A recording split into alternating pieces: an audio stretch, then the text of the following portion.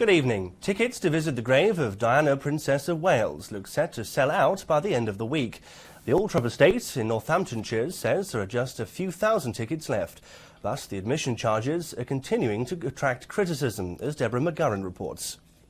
The phone lines have been red hot since they opened a week ago.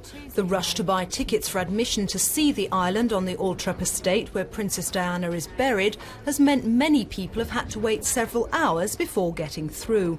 It's not the numbers of tickets on sale, but the amount being charged for them that's caused controversy.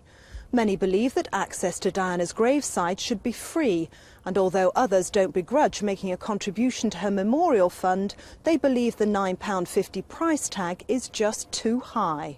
I think it's a bit much. I think it should be free. I think people will pay it because it's Diana. Maybe drop the price a little bit, because £9.50, I mean, if you've got a big family, like 5 or 6 kids, then I mean, it's going to be pretty hefty, isn't it?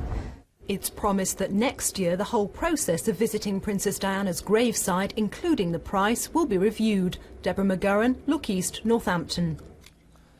Police looking for a nightclub comedian wanted in connection with the death of his girlfriend have appealed to him to give himself up. Rodney Brown is believed to be in the Merseyside area. His girlfriend, Nora Lavelle, died from multiple stab wounds at a house in Leighton Buzzard last week. Traffic wardens could become a thing of the past in Bedford if plans by local council officials are approved. The Borough Council wants to employ private contractors to enforce new parking arrangements, but the wardens say the proposals show a lack of understanding about their role on the streets.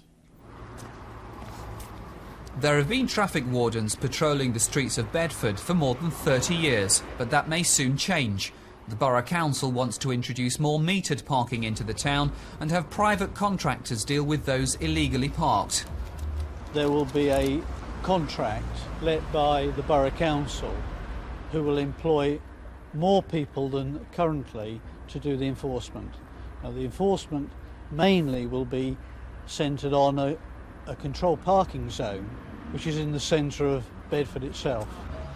Right, that's okay. I'll just make them aware in the office. Traffic wardens are your eyes and ears of your police force, and in emergency situations they can go into shops, clear shoppers, direct traffic. There's a whole pyramid of things they can do besides, as everybody sees them, as issuing fixed penalty tickets.